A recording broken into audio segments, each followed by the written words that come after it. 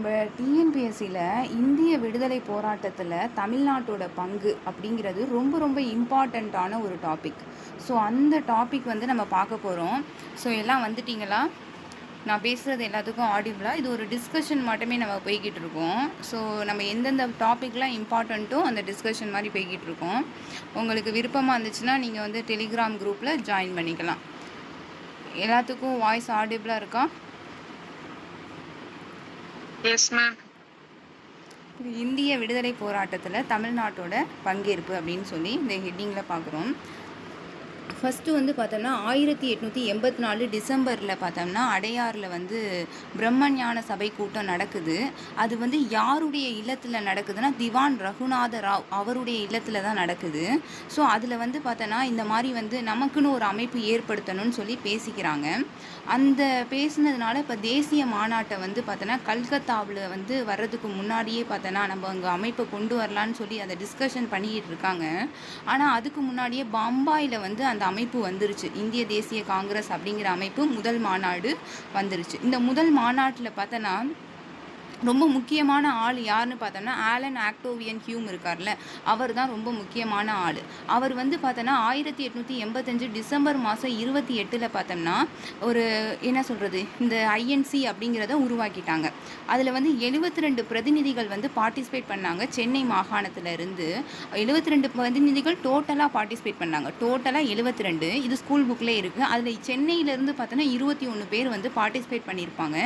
சென்னை அப்படிங்கிறப்ப நம்ம தமிழ்நாடு மட்டும் கிடையாது. தமிழ்நாடு, கர்நாடகா, ஒடிசா, ஆந்திரா இதெல்லாம் கொஞ்சம் கொஞ்சம் பகுதிகள் சேர்ந்தது தான் சென்னை மாகாணம்.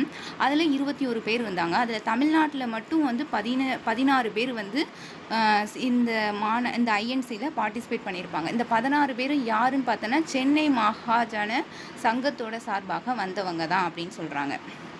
ஓகேவா? அதில் ரொம்ப இம்பார்ட்டண்ட்டான பர்சனாலிட்டின்னு பார்த்தோம்னா எஸ் சுப்பிரமணிய ஐயர், வி ஆனந்தாச்சாரியர், அப்புறம் வீரராகவாச்சாரியர், பி ரெங்கையா நாயுடு, கேசவ பிள்ளை, இவங்க தான் ரொம்ப இம்பார்ட்டண்ட்டான பர்சன். இந்த முதல் மாநாட்டோட தலைவராக WC பானர்ஜி இருந்திருக்காரு அப்படின்னு சொல்கிறாங்க. அந்த முதல் மாநாட்டுக்கான முதல் தீர்மானத்தை கொண்டு வந்தவர் பார்த்தோன்னா எஸ் சுப்பிரமணிய ஐயர். இதுதான் ரொம்ப ரொம்ப இம்பார்ட்டண்ட்டு. ஃபஸ்ட்டு மாநாட்டுக்கான ஃபஸ்ட்டு தீர்மானத்தை கொண்டு வந்தவர் யார் அப்படின்னு சொல்லி கேட்டாங்கன்னா எஸ் சுப்பிரமணிய ஐயர் தான் கொண்டு வந்திருப்பாங்க. இரண்டாவது மாநாடுன்னு பார்க்குறப்ப இது சென்னையில் பார்த்தோன்னா ஃபஸ்ட்டு பார்த்தோன்னா முதல் மாநாடு பம்பாயில் நடந்துச்சு. இரண்டாவது மாநாடு பார்த்தோன்னா கல்கத்தாவில் நடந்திருக்கு. சென்னையிலேருந்து மட்டும் பார்த்தோன்னா 47 பேர் பார்ட்டிசிபேட் பண்ணியிருக்காங்க. 1886 சென்னையில் 47 பேர். முதல் மாநாட்டில் சென்னையிலேருந்து 21 பேர் போனாங்க. அதில் தமிழ்நாட்டு பகுதியிலேருந்து 16 பேர் போனாங்க. இரண்டாவது மாநாட்டில் 47 பேர் போயிருக்காங்க. அடுத்து மூன்றாவது மாநாடு சென்னையில் தான் நடந்திருக்கு. இந்த கொஷின் இப்போ ரீசெண்டாக நடந்த டெக்னீஷியன் எக்ஸாமில் கேட்டிருக்காங்க.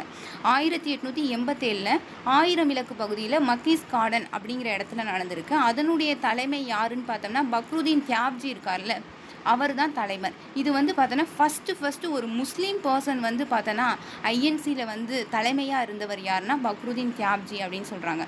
திறந்த வெளி திடலில் நடந்த முதல் மாநாடு அப்படின்னு பார்த்தோம்னா இந்த மூன்றாவது மாநாடு தான் திறந்த வெளி திடலில் நடந்தது. அப்புறம் இதில் பார்த்தோம்னா சென்னை மாகாணத்தின் சார்பாக 362 பேர் பார்ட்டிசிபேட் பண்ணியிருக்காங்க. மொத்தமாக எவ்வளோ பேர் பார்ட்டிசிபேட் பண்ணாங்கன்னா 607 பேர் பார்ட்டிசிபேட் பண்ணாங்க. அதில் சென்னையிலேருந்து மட்டும் 362 பேர் பார்ட்டிசிபேட் பண்ணியிருப்பாங்க. இந்த கூட்டத்துக்கான செலவு பொதுமக்கள்கிட்ட இருந்து தான் வசூலித்தாங்க. அந்த மாநாட்டோட வரவேற்பு குழு செயலாளரும் இந்து பத்திரிகை இருக்குல்ல, அந்த பத்திரிகையோட நிர்வாகியுமான மு விஜயராகவாச்சாரியார் இருக்கார்ல, அவர் என்ன பண்ணியிருப்பார்னா காங்கிரஸ் வினாவிடை அப்படிங்கிற ஒரு சிறு நூலை விற்பனை செஞ்சுருப்பாங்க. அந்த சிறு நூலை யார் மு விஜயராகவாச்சாரி தான் விற்பனை செஞ்சுருப்பார். அதில் கிடைக்கக்கூடிய அந்த நிதியை இந்த மாநாட்டுக்கு செலவு பண்ணியிருப்பாங்க அப்படிங்கிறது. இந்த கொஷின் ரொம்ப ரொம்ப இம்பார்ட்டண்ட். மு விஜயராகவாச்சாரியார் காங்கிரஸ் வினாவிடை அப்படிங்கிற ஒரு சிறு நூலை விற்பனை செஞ்சுருப்பார். அடுத்தது பார்த்தோம்னா ராஜா சர்டி மாதவராவ் இருக்கார்ல, அவர் தான் வரவேற்பு குழு தலைவராக இருந்திருக்காரு. நடிகர் மாதவன் தான் வரவேற்பு குழு தலைவராக இருந்திருக்காங்க அப்படின்னு கூட ஞாபகம் வச்சுக்கலாம்.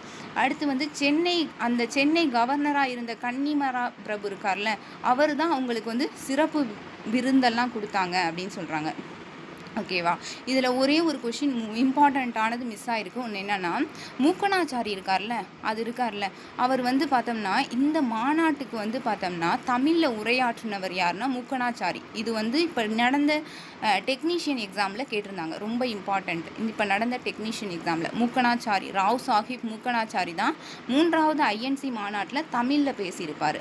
அதுக்கப்புறமேட்டு சென்னையில் நடந்த மற்ற மாநாடுகள் அப்படின்னு பார்க்குறப்ப 1894, 1898, 1908, 1923, 1927 இந்த மாநாடுலாம் சென்னையில் நடந்துச்சுன்னு சொல்கிறாங்க. அது மட்டும் இல்லாமல் இது ரொம்ப இம்பார்ட்டண்ட்டான ஒன்று. ஆனால் சென்னையில் மொத்தம் 7 மாநாடு, ஐஎன்சி மாநாடு 7 நடந்திருக்கு அப்படின்னு சொல்லுவாங்க. அஃபீஷியலாக 7 மாநாடு சென்னையில் நடந்திருக்கு. 1920 கவுஹாத்தி மாநாட்டோடைய தலைவராக யார் இருப்பாங்கன்னா சிபி விஜயராகவாச்சாரி இருக்காங்கல்ல, அவங்க தான் இருப்பாங்க. அடுத்து 1926 பார்த்தோன்னா கவுஹாத்தி மாநாட்டோட தலைவராக வந்து எஸ் ஸ்ரீனிவாச ஐயங்கார். 1920 கவுஹாத்தி மாநாடு நடந்திருக்கும். 1926 பார்த்தோன்னா கவுஹாத்தி மாநாடு. இதில் யார் இருப்பாங்கன்னா சிபி விஜயராகவாச்சாரி தலைவராக இருந்திருப்பார். இந்த 26 பார்த்தோம்னா எஸ் ஸ்ரீனிவாச ஐயங்கார் தான் தலைவராக இருந்திருப்பாங்க. ஓகேவா? நெக்ஸ்ட் வந்து பார்த்தோம்னா தமிழ்நாட்டோடைய மிதவாதிகள் அப்படின்னு பார்த்தோம்னா கோபாலகிருஷ்ண கோகலே தான் மிதவாதிகளோட தலைவராக இருப்பாங்க. ஸோ அவர் வந்து பார்த்தோன்னா வழக்கரமாக விஎஸ் ஸ்ரீனிவாச சாஸ்திரி இருக்கார்ல, மிதவாதிக்கெல்லாம் மிதவாதி அப்படின்னு சொல்லி அழைப்பாங்க. அப்போ தமிழ்நாட்டோட மிதவாதியில் ரொம்ப இம்பார்ட்டண்ட்டான பர்சன் வந்து விஎஸ் ஸ்ரீனிவாச சாஸ்திரி. ஓகேவா? அடுத்து பிஎஸ் பார்த்தோன்னா சிவகாமி ஐயர், வி கிருஷ்ணசாமி ஐயர், அடுத்து டிஆர் வெங்கடரம சாஸ்திரி, இவங்கெல்லாம் வந்து மிதவாதிகள் அப்படின்னு சொல்கிறாங்க. சிவகாமி, கிருஷ்ணசாமி, அடுத்து வெங்கடராம சாஸ்திரி, இவங்கெல்லாம் மிதவாதி. இதில் வந்து ஜிஏ நடேசன் இருக்கார்ல, இவர் தான் இந்தியன் ரிவ்யூ அப்படிங்கிற பத்திரிகை வந்து ஆசிரியர். இந்தியன் ரிவ்யூ பத்திரிகைக்கான ஆசிரியர் யாருன்னா ஜிஏ நடேசன். ஓகேவா? இப்போ 1909 1909 மின்டோ மார்லே சீர்திருத்தம் கொண்டு வந்திருப்பாங்க. இதில் என்ன சொல்லியிருப்பாங்கன்னா சென்னை சட்டமன்றத்தில் மிதவாதிகள்னு சொல்லக்கூடிய இந்த கிருஷ்ணசாமி இருக்கார்ல, அவரும் பிஎஸ் சிவகாமி ஐயரும் கவர்னரோட ஆட்சிக்குழுவில் பங்கேற்றாங்க. எதனால் இவங்க பங்கேற்றாங்கன்னா இந்த மின்டோ மார்லே சீர்திருத்தத்தில் கொண்டு வந்திருப்பாங்க. படிப்படியாக நாங்கள் வந்து இந்தியர்களை வந்து எங்களுடைய அட்மினிஸ்ட்ரேஷனில் இன்வால்வ் பண்ணுறோம் அப்படிங்கிறத கொண்டு வந்ததுனால தான் அவங்க 2 பேரும் உள்ளே வந்திருக்காங்க. அது வந்து 1914 உள்ளே வந்திருப்பாங்க. 1914. அடுத்து ரொம்ப இம்பார்ட்டண்ட் வந்து பார்த்தோம்னா 1917 ஆகஸ்ட் மாதம் 20 என்ன கொண்டு வந்திருப்பாங்கன்னா மாண்டேகுவோட அறிக்கை கொண்டு வந்திருப்பாங்க. மாண்டேகுவோட அறிக்கை வந்து மாண்டேகு டிக்ளரேஷன் அப்படின்னு சொல்லுவாங்க. 1917 ஆகஸ்ட் மாதம் 20. ஓகேவா? அடுத்து இரட்டை ஆட்சி முறையும் பார்த்தோன்னா ஏற்றுக்கொண்டனர். மிதவாதிகள் வந்து ஆங்கிலேயர்கள் கொண்டு வந்த அந்த டயார்கி சிஸ்டத்தை அக்செப்ட் பண்ணிக்குவாங்க. அடுத்து ரவுலட் சத்தியாகிரகத்தினின்று ஒதுங்கி தான் நின்றார். ரவுலட் சத்தியாகிரகம் நம்ம காந்தி கொண்டு வந்திருப்பாங்க. அதிலிருந்து மிதவாதிகள் வந்து சப்போர்ட் பண்ணாங்களான்னு கேட்டாங்கன்னா அவங்க ஒதுங்கி தான் இருந்தாங்க அப்படின்னு சொல்கிறாங்க. அப்புறம் தமிழ்நாட்டோட சேர்ந்த தீவிரவாதிகள், திலகரை பின்பற்றியவர்கள் வந்து பார்த்தோன்னா தமிழ்நாட்டை சேர்ந்த தீவிரவாதிகள். ஹலோ, இருக்கீங்களா? கேட்குதுல்ல?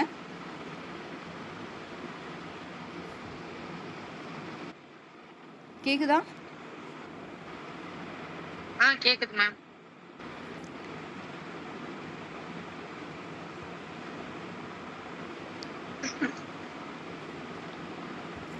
கேக்குதுங்களா? கேக்குது மேம்.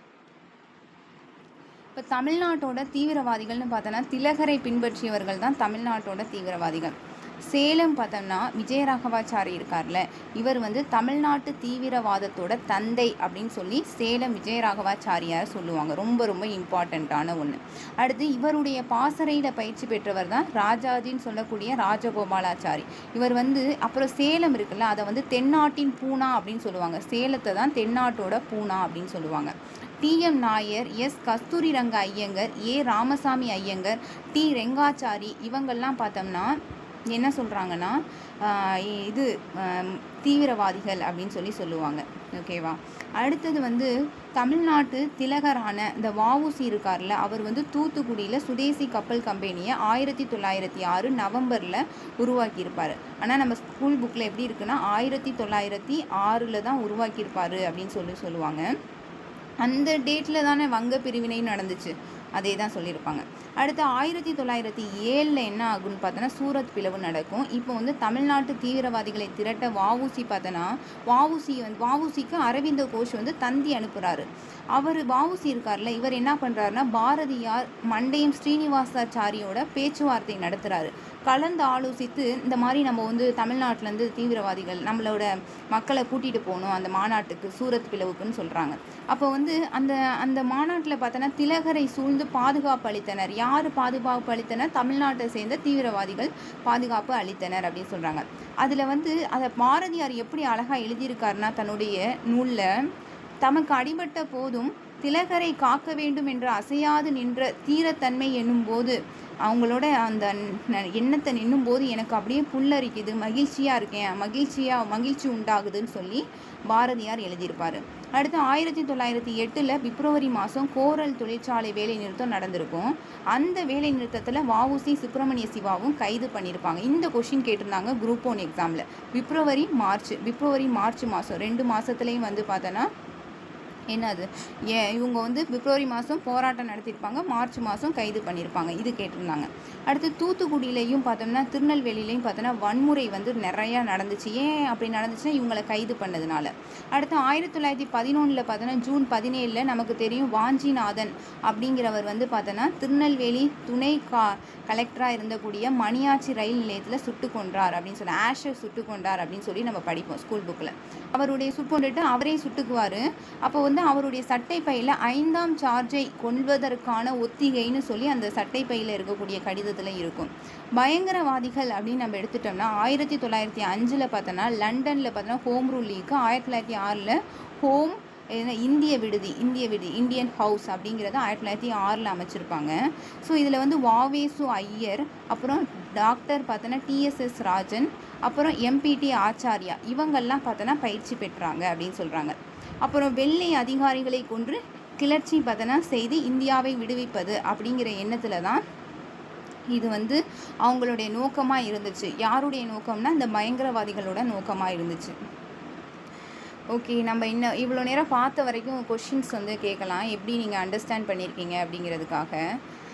பவானி மேடம் இருக்கீங்களா? இருக்கோம் மேம். ஓகே, இந்தியன் ரிவ்யூ அப்படிங்கிற பத்திரிகை யார் எழுதுனது? ஜிஏ நடேசன். ஓகே, அப்புறமேட்டு காங்கிரஸ் வினாவிடை அப்படிங்கிறது யார் எழுதியிருப்பாங்க? காங்கிரஸ் வினாவிடை விஜயராகவாச்சாரியார். ஓகே,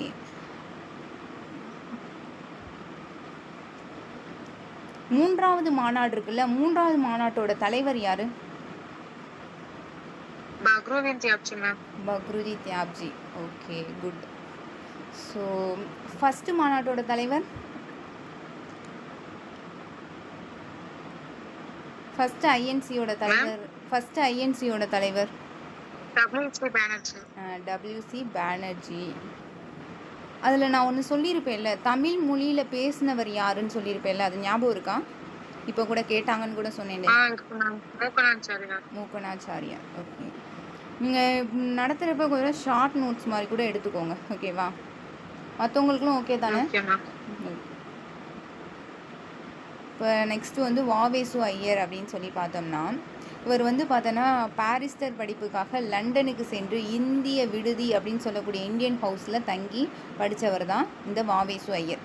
1908 பார்த்தோம்னா இந்திய விடுதியில் பார்த்தோன்னா தங்கியிருந்த மதன்லால் திங்கரா இருக்கார்ல, இவர் வந்து கர்சன் வாலி அதிகாரியை பார்த்தோன்னா சுட்டு கொன்றதை அடுத்து பாசறையை லண்டன்லேருந்து மாற்றிட்டாங்க. நல்லா ஞாபகம் வச்சுக்கோ, ரொம்ப ரொம்ப இம்பார்ட்டன்ட் கொஸ்டின். இது வந்து எஸ்எஸ்சி எக்ஸாமில் கூட கேட்டிருக்காங்க. 1908 இந்த மதன்லால் திங்க்ரா வந்து கர்சன் வாலியை வந்து கொன்றிருப்பாங்க, ஓகேவா? ஸோ இவருடைய பாசறையை வந்து என்ன பண்ணாங்கன்னா, இவங்க இருந்த பாசறையாக இருந்தக்கூடிய இந்திய விடுதி வந்து எங்கே இருந்துச்சு? லண்டனில் இருந்துச்சு. அதை வந்து இந்த நிகழ்வுக்கு அப்புறமேட்டு பாரிஸ்க்கு மாற்றிருப்பாங்க, அடுத்து வீர சவாக்கர் இருக்கார்ல, அவர் 1857 முதலாவது இந்திய சுதந்திர போராட்டம் அப்படிங்கிற நூலை எழுதியிருப்பார். அவர் மராத்தி மொழியில் எழுதியிருப்பார். அதை வந்து ஆங்கில மொழியில் வாவேசு ஐயர் தான் மொழிபெயர்த்திருப்பார். இவர் வந்து ஒரு பெட்டி வந்து பாண்டிச்சேரிக்கு அனுப்பியிருப்பார். அந்த பெட்டியில் என்ன எழுதியிருப்பார்னா, தியாக பலிக்க ஆயத்தமாகுங்கள், பாரத மாதா அழைக்கிறாள், 1857 திரும்புகிறது அப்படின்னு சொல்லி அதுக்குள்ளே புத்தகங்கள் அடங்கி அந்த பெட்டியில் எழுதி அனுப்புவார் பாண்டிச்சேரிக்கு. 1910 பார்த்தோன்னா ரஷ்யாவுக்கு சென்று வெடிகுண்டு தயாரிக்கும் முறையெல்லாம் கற்றுட்டு புதுவைக்கு வந்திருக்காரு. புதுவையில் என்ன பண்ணியிருக்காருன்னா, தர்மாலயம் அப்படிங்கிற ஒரு ஒரு இடத்தை ஏற்படுத்தி, ஒரு ஆசிரமமாட்டம் ஏற்படுத்தி அதில் என்ன பண்ணுறாருன்னா, குத்துச்சண்டை, மல்யுத்தம், கத்தி சண்டை, துப்பாக்கி சுடல் பயிற்சி இதெல்லாம் நடத்தியிருக்காரு. அடுத்து புதுவையில் பார்த்தோம்னா நீலகண்ட பிரம்மச்சாரியை பார்க்க சென்றார். இவர் புதுவையில் நீலகண்ட பிரம்மச்சாரியை பார்க்க சென்றார். அப்போ தான் வாஞ்சிநாதனுக்கு ப்ரௌனிங் அப்படிங்கிற கை துப்பாக்கியை சுடுவதற்கு பயிற்சியும் கொடுத்துருக்காரு. இது ரொம்ப இம்பார்ட்டன்ட். ப்ரௌனிங் துப்பாக்கியை பயிற்சி கொடுத்தவர் யாருன்னா வாவேசு ஐயர் தான் வாஞ்சிநாதனுக்கு. சேரன்மாதேவியில் பரத்வாஜ ஆசிரமம் அப்படிங்கிற ஆசிரமத்தை வாவேசு ஐயர் தான் உருவாக்கியிருப்பார். அதுதான் பின்னாட்களில் வந்து பெரியார் வந்து அதை மூடுற அளவுக்கு கொண்டு போனாங்க. அடுத்து வாஞ்சிநாதன் எங்கே சேர்ந்தவர்னா, செங்கோட்டையை சேர்ந்த ரகுபதி ஐயரோட மகன் தான் வாஞ்சிநாதன். இவர் வந்து திருவிதாங்கூரில் உள்ள புனலூரில் அரசாங்க கட்டிலகாவில் அப்படிங்கிற பணி பார்த்தார். இவர் தான் நம்ம ஸ்கூல் புக்கில் இருக்கும்ல, புனலூர் வனத்துறை வனக்காவலராக இருந்தார் அப்படின்னு சொல்லி புக்கில் இருக்கும்ல. அடுத்து நெல்லை கலெக்டர் ராபர்ட் வில்லியம் ஆஷ் இருக்கார்ல, அவரை வந்து கொல்ல வந்து திட்டமிட்டார் அப்படின்னு சொல்லி நம்ம இப்போ தான் பார்த்தோம். ஆஷை கொன்று இருப்பார் அப்படின்னு சொன்னோம். நீலகண்ட பிரம்மச்சாரியை பார்த்தோன்னா இவரை வந்து சந்தித்தார் அப்படின்னு சொல்கிறாங்க. இந்த வாவேசு ஐயர்கிட்ட தானே ப்ரௌனிங் துப்பாக்கி சுட கற்றுக்கொண்டார் வாஞ்சிநாதன். அப்புறம் 1911 ஜூன் மாதம் 17 கொடைக்கானலுக்கு செல்வதற்காக நெல்லையிலிருந்து புதுகை வண்டிக்கு தன்னோட மனைவியோட போய்கிட்டு இருந்தார் ஆஷு. அப்போ மணியாச்சி அந்த நிலையத்தில் வந்து அந்த ரயில்வே ஸ்டேஷனில் கொண்டு இருப்பார் ப்ரௌனிங் துப்பாக்கியால். நீலகண்ட பிரம்மச்சாரி இருக்கார்ல, இவர் ஆஷ் வழக்குக்காக 7 ஆண்டு சிறை சென்றிருப்பார். இதில் வந்து நீலகண்ட பிரம்மச்சாரி தான் ஆஷ் வழக்கு, அந்த மணியாச்சி அந்த ரயில்வே ஸ்டேஷனில் கொண்ட ஆஷ் வழக்கோட ஃபஸ்ட்டு குற்றவாளி அப்படின்னு சொல்லி இது வந்து லாஸ்ட் டைம் குரூப் 4 கொஸ்டினாக கேட்டிருந்தாங்க. அப்புறம் 2 ஆண்டு சிறையில் இருந்ததுக்கப்புறம் 1914 பெல்லாரி சிறையிலேருந்து தப்பிச்சு போயிருப்பார். ஆனால் 2 நாட்களில் தர்மாவரம் புகைவண்டி நிலையத்தில் வந்து பிடிபட்டார். எக்ஸ்ட்ரா 6 மாதம் அந்த சிறை தண்டனை கொடுத்துருப்பாங்க. ஸோ மீண்டும் பார்த்தோன்னா அவர் வந்து சிறையிலேருந்து மீண்டு வந்ததுக்கப்புறம் கம்யூனிஸ்டாக மாறியிருப்பார். யார்? நீலகண்ட பிரம்மச்சாரி தான் கம்யூனிஸ்டாக மாறியிருப்பார். அடுத்து புதுவையில் 1910 ஏப்ரல் 10 நம்ம ஸ்கூல் புக்கில் என்ன பண்ணியிருப்பாங்கன்னா 1904ன்னு கொடுத்துருப்பாங்க. இது 1910 ஏப்ரல் 10 தான் வெங்கடேஷன் புக்கில் இருக்குது. ஸோ இதே ஃபாலோ பண்ணுங்கள். 2 ஆப்ஷன் வச்சுக்கோங்க, எது வருதோ அதை ஃபாலோ பண்ணுங்கள். பாரத மாதா சங்கம் அப்படின்னு சொல்லி இதை உருவாக்கியிருப்பாங்க. அடுத்து இந்த சங்கத்தோடைய நோக்கம் என்னென்னா, அந்நிய அதிகாரிகளை கொண்டு சுயராஜ்யத்தை ஏற்படுத்தணும். அப்புறமேட்டு இந்த இதில் என்ன பண்ணுவாங்கன்னா, காளி சிலைக்கு முன்னே ஆள்காட்டி விரலை அறுத்து அதோட ரத்தத்தில் வந்து கையொப்பம் இட்டாங்க அப்படின்னு சொல்கிறாங்க. அப்புறம் சங்கேத மொழிகள்லாம் கடிதங்கள் எழுதுவாங்க. தங்களுக்குள்ள கம்யூனிகேஷன் பண்ணிக்கிறதுக்காக சங்கேத மொழியில் கடிதங்கள் எழுதுனாங்க. புதுவையில் பார்த்தோன்னா சூரியோதயம் அப்படிங்கிற பத்திரிகையை வந்து இவர் நடத்தியிருப்பார். யார்? நீலகண்ட பிரம்மச்சாரியில் அவர் தான் நடத்தியிருப்பார். அடுத்தது பார்த்தோம்னா வங்க போராட்டத்தில் 1922 10 ஆண்டு சிறை 1922 10 ஆண்டு சிறை வாங்கியிருப்பார். அப்புறம் கர்நாடகாவில் நந்திமலையில் ஆசிரமம், எப்படி வந்து சேரன்மாதேவியில் வந்து யார் ஆசிரமம் கொண்டு வந்தாங்க தெரியுமா? சேரன்மாதேவி குருகுலத்தில் யார் ஆசிரமம் கொண்டு வந்தாங்க? ஹலோ, இருக்கீங்களா?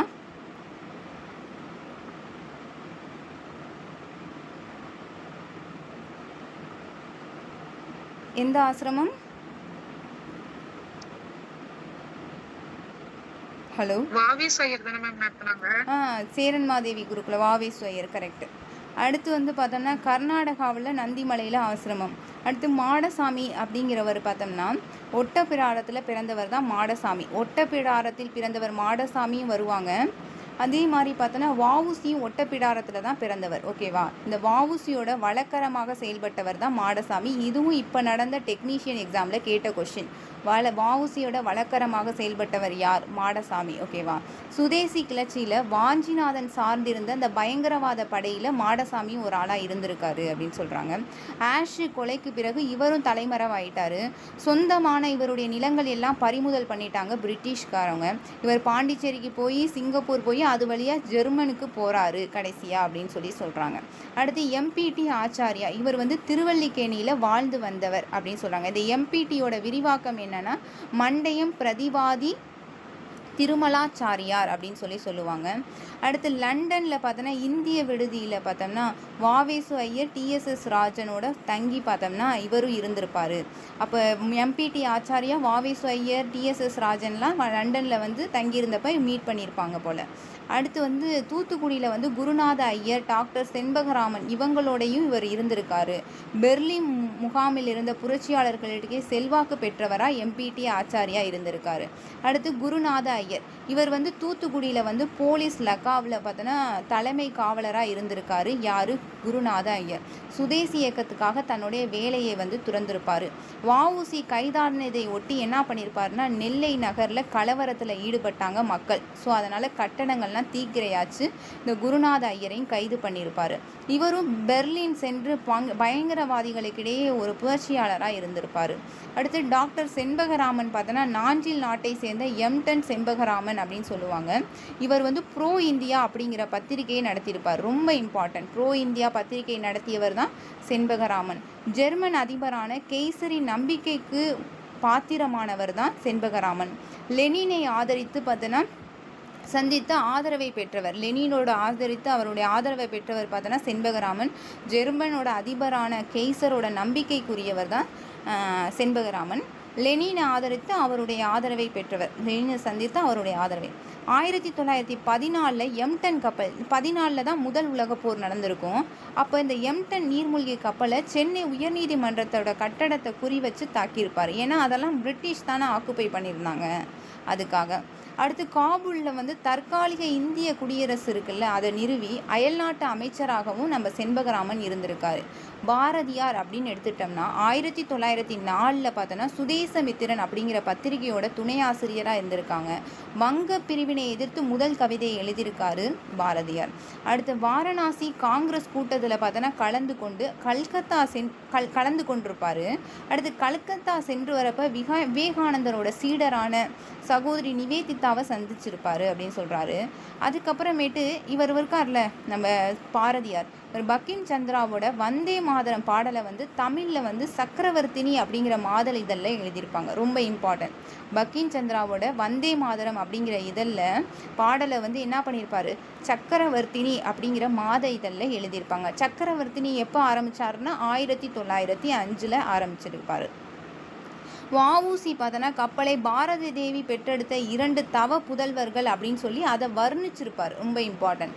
யார் வந்து வஉசியோட கப்பலை 2 தவ புதல்வர்கள் அப்படின்னு சொல்லி வர்ணித்தவர் யாருன்னா பாரதியார். அடுத்து இந்தியா பத்திரிகையோட தீவிரவாத கட்சியினரின் போர் முரசாக இந்தியா பத்திரிகை எப்போ ஆரம்பிச்சிருப்பாருன்னா 1907. ஓகேவா? இந்த பத்திரிகை தான் தீவிரவாதி கட்சிக்கான ஒரு பத்திரிகை அப்படின்னு சொல்லுவாங்க.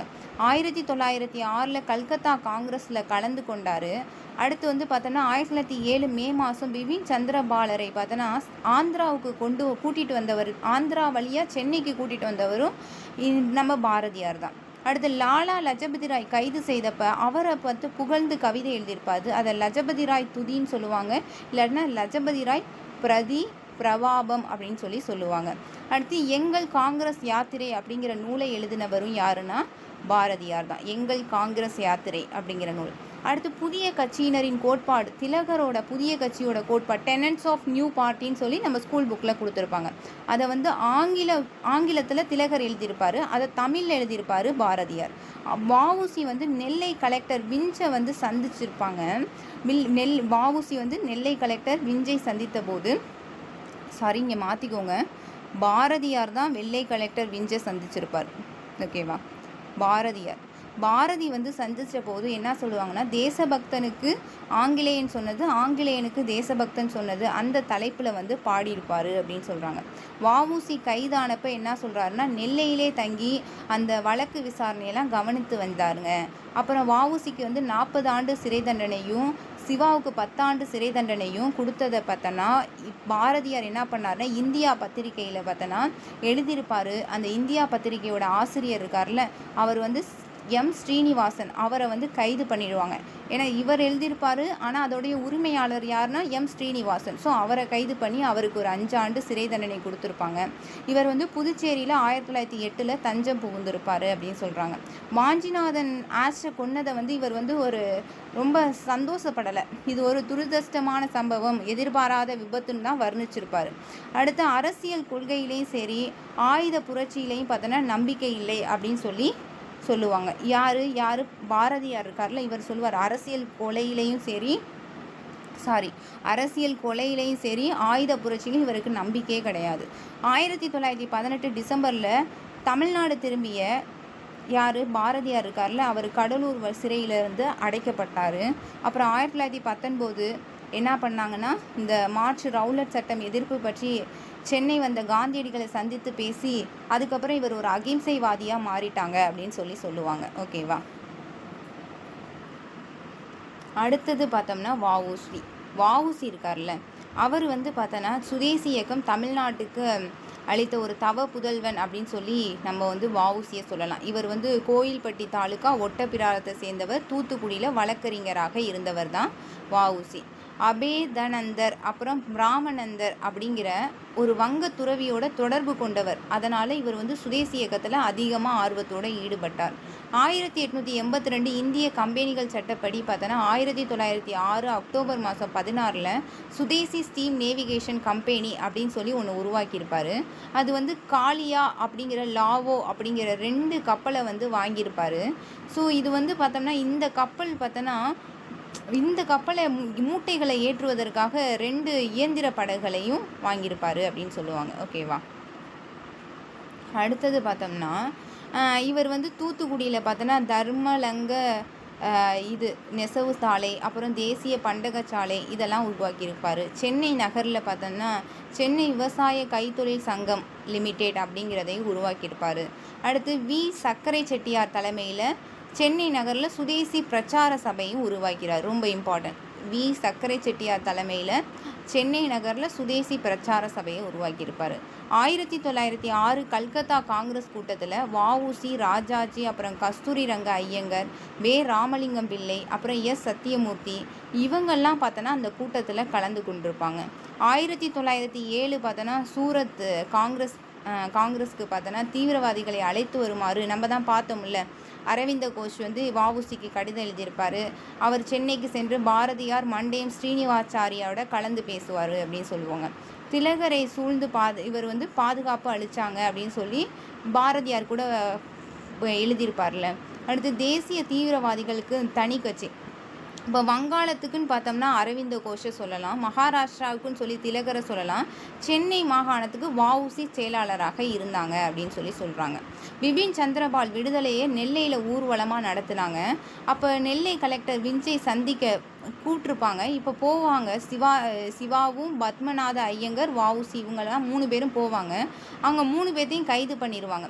வஉசிக்கு 40 வருஷம் சிறை தண்டனை கொடுத்துருப்பாங்க. அடுத்து லண்டன் பிரிவு கவுன்சிலில் ஆயுத தண்டனையும் கடுங்காவல் தண்டனையாக மாற்றிருப்பாங்க அப்படின்னு சொல்கிறாங்க. கோயம்புத்தூர் சிறையில் வஉசியை போட்டிருப்பாங்க. அப்புறம் அரக்கத்தனமான கொடுமையெல்லாம் பண்ணாங்க. அப்புறம் கண்ணனூர் மத்திய சிறைக்கு மாற்றிருப்பாங்க அப்படின்னு சொல்கிறாங்க. ஆஷ் வந்து கொலை செஞ்சிருப்பார்ல வாஞ்சிநாதன், அதை கேட்ட வஉசி ஒரு நற்செய்தி கிடைச்சதுன்னு சொல்லுவாங்க. அப்புறம் 1912 பார்த்தோன்னா இவரை விடுதலை பண்ணியிருப்பாங்க. அடுத்து சென்னை ஜனசங்கம் அப்படிங்கிறது சுதேசி தலைவர்கள் 1908 ஜனவரி மாதம் 11 உருவாக்கியிருப்பாங்க. திருவல்லிக்கேணி கங்கை கொண்டான் மண்டபத்தில் உருவாக்கியிருப்பாங்க அப்படின்னு சொல்கிறாங்க. வஉசி இந்த சங்கத்தோட தலைவராக இருந்தாங்க அப்படின்னு சொல்கிறாங்க. 1912 வரை தான் இந்த சங்கம் செயல்பட்டுச்சு அப்படின்னு சொல்கிறாங்க. அடுத்து சுப்பிரமணிய சிவா வத்தலகுண்டில் பிறந்தார். திருச்சி வரும். திருச்சி வத்தலகுண்டில். சிவாவும் ராமகிருஷ்ண விவேகானந்த என்னதுப்பா? திண்டுக்கல் இல்லையா மேம்? ஆமாம் ஆமாம், திண்டுக்கல். சாரி. ஓகேப்பா, திண்டுக்கல். திண்டுக்கல் தான் கரெக்டான ஆன்சர். சாரி. அடுத்து சிவாவும் ராமகிருஷ்ண விவேகானந்த வேதாந்த இயக்கத்தில் ஈடுபட்டு சுதேசி இயக்கத்துக்கு முக்கியமான ஒரு காரணமாக இருந்துச்சு அப்படின்னு சொல்லலாம். எப்படி வஉசி வந்து விவேகானந்தாவோட வேதாந்த இயக்கம் அந்த ராமகிருஷ்ணருடைய இதில் தாக்கத்தினால தான் சுதேசி இயக்கத்துக்கு வஉசி வந்திருப்பார். அதே மாதிரி தான் சுப்பிரமணிய சிவாவும் வந்திருப்பார். சுகந்திர நந்தா அப்படிங்கிற புனைப்பெயரை கொண்டவர் தான் வஉசி. பிபின் சந்திரபாலர் பார்த்தோன்னா விடுதலை நாளை பார்த்தோன்னா தடையை மீறி பேசியதற்காக 10 ஆண்டுகள் வந்து சிறையை போட்டிருப்பாங்க. இவர் பிபின் சந்திரபாலோட விடுதலை நாளை கொண்டாடி இருப்பாங்கல்ல, அப்போ இவருக்கு 10 ஆண்டும் வஉசிக்கு 40 வருஷமும் கொடுத்துருப்பாங்கல்ல. இவர் திருச்சி சிறையில் அடைபட்டிருப்பார். அப்போ தொழுநோயால் இவர் பாதிக்கப்பட்டிருப்பார். அப்புறம் தருமபுரி பாப்பாரப்பட்டியில் பாரதி ஆசிரமம் அப்படிங்கிற ஒரு ஆசிரமத்தையும் உருவாக்கியிருப்பார். பாரத ஆசிரிய பாடல் குழு அப்படின்னு சொல்லி பாரதியார் பாடல்களை வந்து இவருக்கு ரொம்ப பிடிக்குங்கிறதுக்காக உருவாக்கியிருப்பார். பாரதி ஆசிரிய பாடல் குழு அப்படின்னு சொல்லி சிவாஜி தேசிங்கராஜன் அப்படிங்கிற வரலாற்று நாடகத்தையும் உருவாக்கியிருப்பார். இவர் 4 முறை சிறையை அடைச்சிருப்பாங்க. 1908, 1921, 1922, அப்புறம் 1924 அப்படின்னு 4 முறை சிறையில் அடைச்சிருப்பாங்க. ஓகேப்பா, இது வரைக்கும் நம்ம பார்க்கலாம்.